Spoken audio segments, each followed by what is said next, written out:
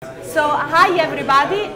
Thank you very much for coming today at the first UK Digibyte event, which has really been great that myself and Stephen have been able to organize, and everybody join is fantastic. And Stephen, do you want to say something? Well, yeah. It started off, if you remember rightly, a couple of months ago, Steph. While I was on your show, you asked me, could I name one cryptocurrency for your investors that I felt was undervalued? And of course, at that point, I just said Digibyte, and you said why? And I said because it was the fastest. It was the fastest blockchain, and it was probably one of the most undervalued cryptocurrencies.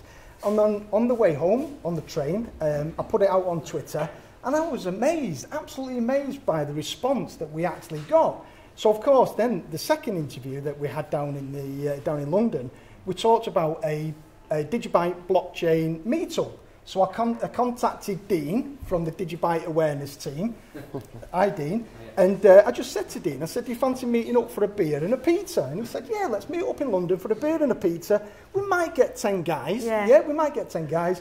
Well, I can tell you now, it's been phenomenal. So first of all, Steph, I wanted to say a massive thank you for all your hard work over the last few weeks putting this event together. So yeah, big round of applause, yeah?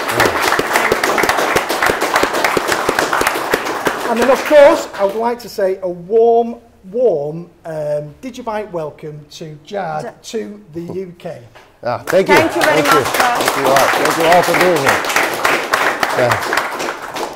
So can you guys hear me all right?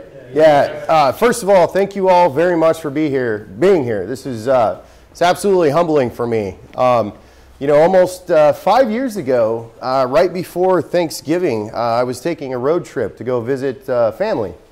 And, I'd been participating in Bitcoin for about 2 years. And I was like, I think there's some ways that Bitcoin can be dramatically improved. And at just about this time, 5 years ago, I actually started coding on the Digibyte project. It was basically right around the end of October, beginning of November of 2013. At the time, my intent was to create some improvements to the core Bitcoin protocol, submit it to the Bitcoin developers, and hopefully get it merged into Bitcoin Core. When I tried that, obviously it kind of fell on deaf ears, and I was like, you know what? Why not just put this out as a project, announce it ahead of time, and see if anybody's interested in it. So long story short, here we are 5 years later.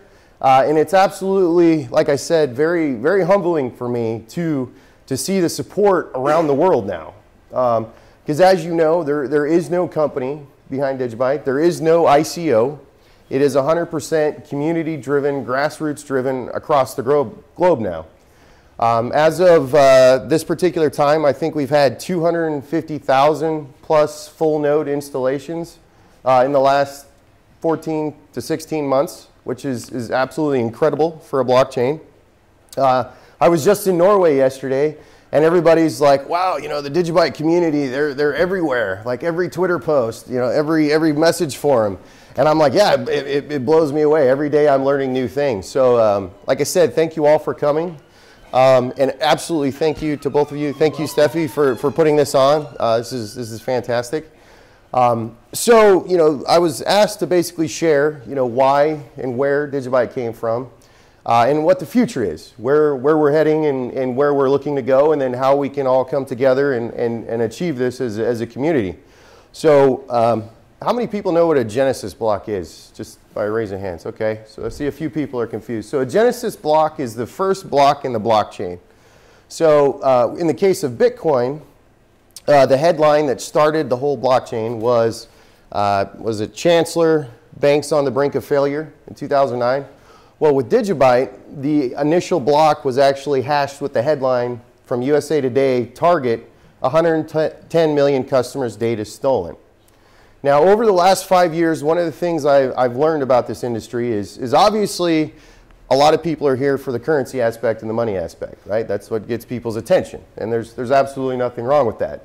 But the one obstacle that I've discovered, meeting with different governments and regulatory people and institutions over the last 5 years, is you don't really get anywhere by going out and presenting the currency aspect first. It's a huge obstacle. So part of what we've always envisioned is, with blockchain technology, you can fix a lot of today's cybersecurity vulnerabilities.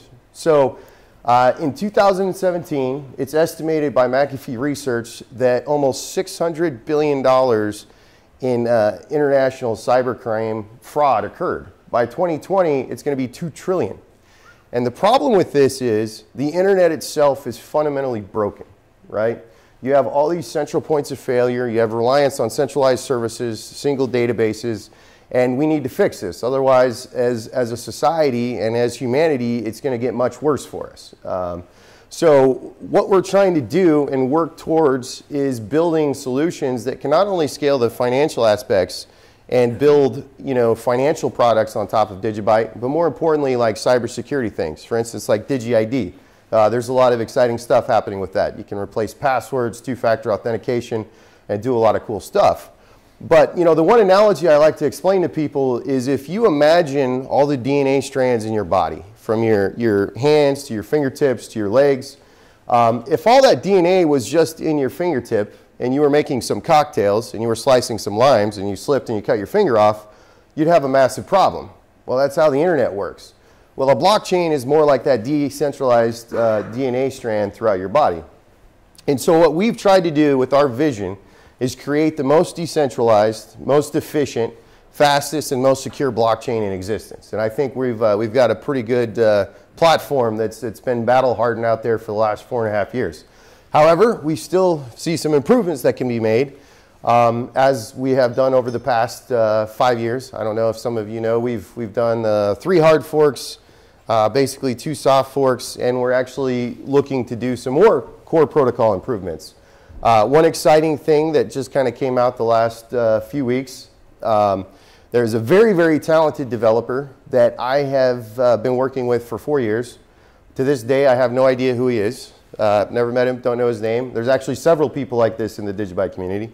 For all I know, somebody in this room could be one of these individuals. But that's kind of the people that have contributed some brilliant code to the project over the years. But what they had developed is a new algorithm that basically resets itself every 10 days. So you can't build ASICs for it. So what this really means, how many people are familiar with what an ASIC is? Okay, so there's probably a few people. So an ASIC is basically a specialized piece of hardware designed specifically to mine cryptocurrencies. So one of the reasons Digibyte also came about was I started myself as a Bitcoin miner in 2012.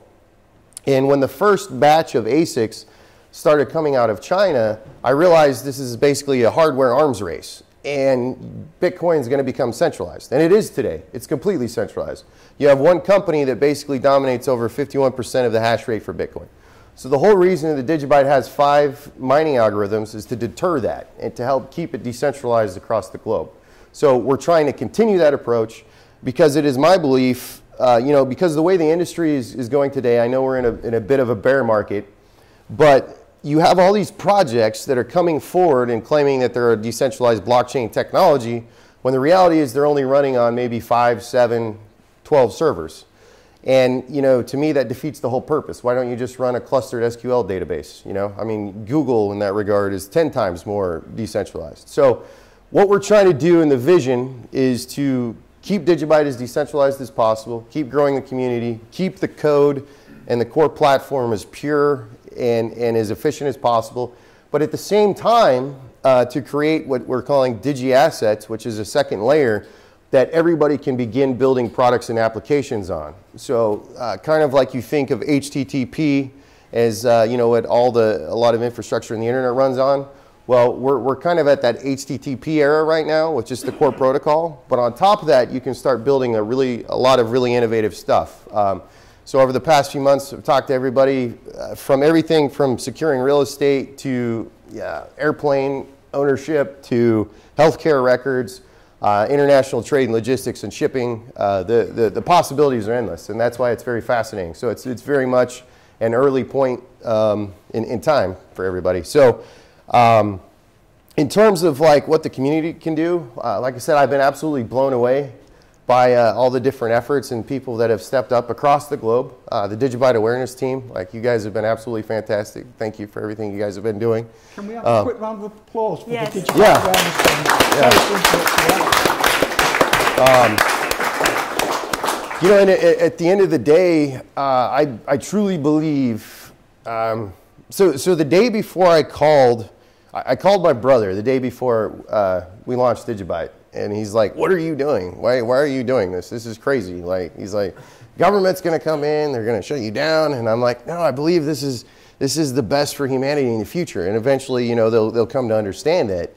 And at the end of the day, the primary driving motivation for myself over the last 5 years has basically been, you know what, with all this other stuff and chaos, everything that's happening in the UK, everything that's happening in other countries, the Eurozone, everything, you know, we wanted to give people something to believe in, you know, something that is based on mathematical law, the laws of the universe, and, you know, it's transparent. And I think it's the best path forward for humanity. So with that, I guess. Perfect, absolutely superb, yeah.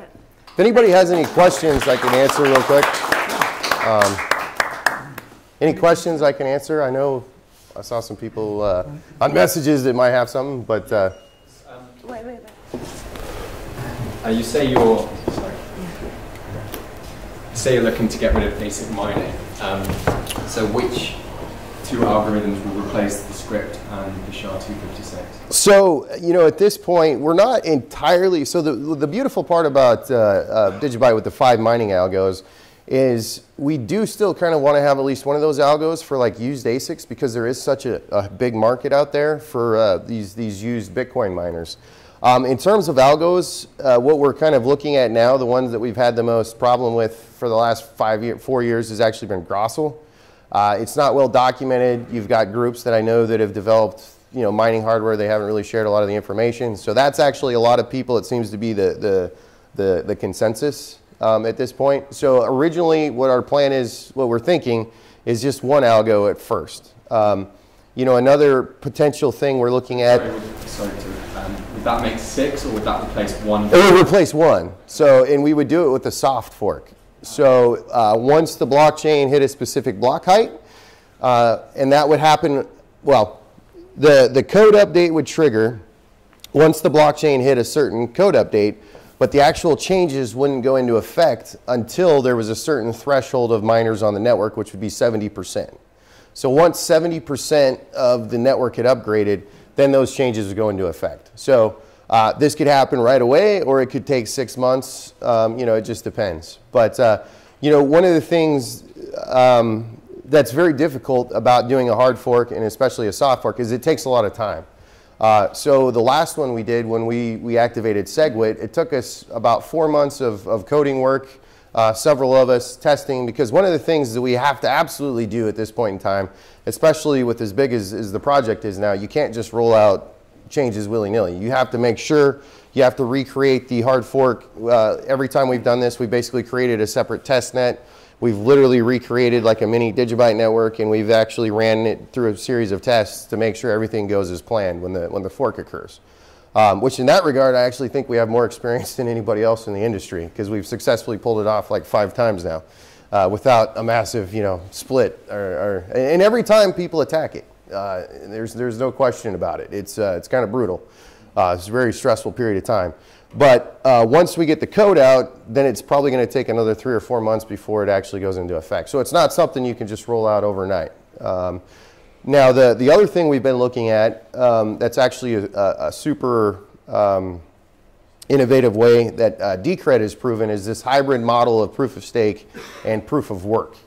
You know, one of the attractive things about proof of stake is you basically, everybody that has Digibytes gets more Digibytes just by holding Digibytes, right? It's like a dividend. Now, the problem from a security standpoint is if it's just proof of stake, there's some significant, you know, security vulnerabilities. However, we have the advantage because we have 5 mining algos.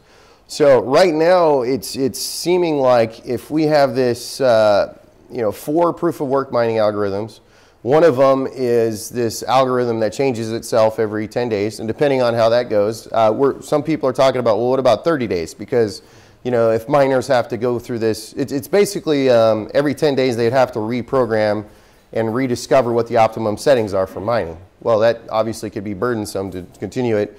But the whole objective is, how do you deter these companies from developing these special chips and monopolizing the network in private, which is what has basically happened the last 12 months. So for those of you that may be wondering how we were talking about an algo hard fork earlier in the year, the reason we didn't is because the algos we were going to hard fork to basically are all dominated by ASICs now. So it wouldn't have done us any good, and it would have introduced a significant amount of vulnerabilities to the network.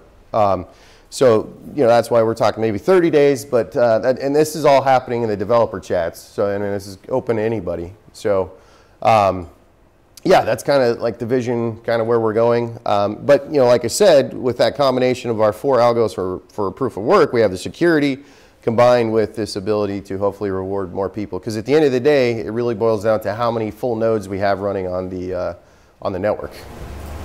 Okay. So. Anybody else? Yeah.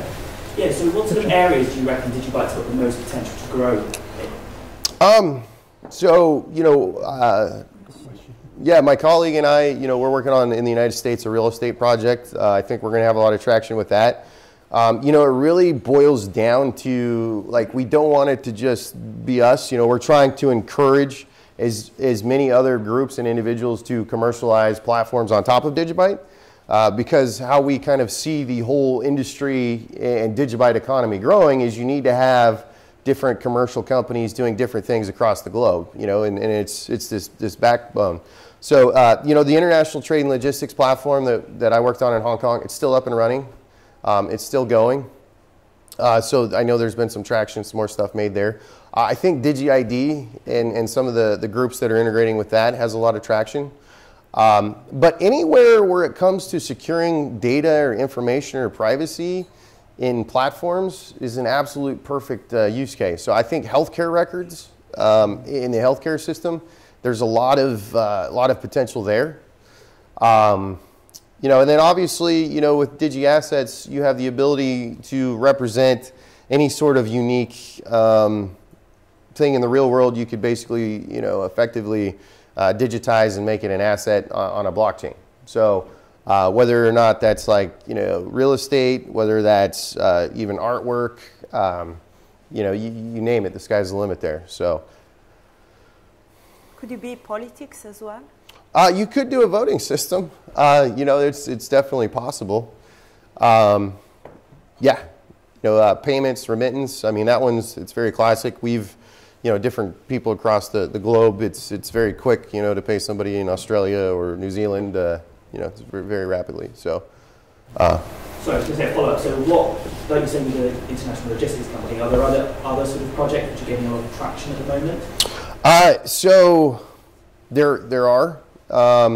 I actually, these gentlemen would probably know more about it than I would, just because believe it or not, I learn stuff from a lot of you every day. So that's the beauty of the community. It's just kind of, it's taken on its own 2 steps, or grown up. It's its own thing now. So it's amazing.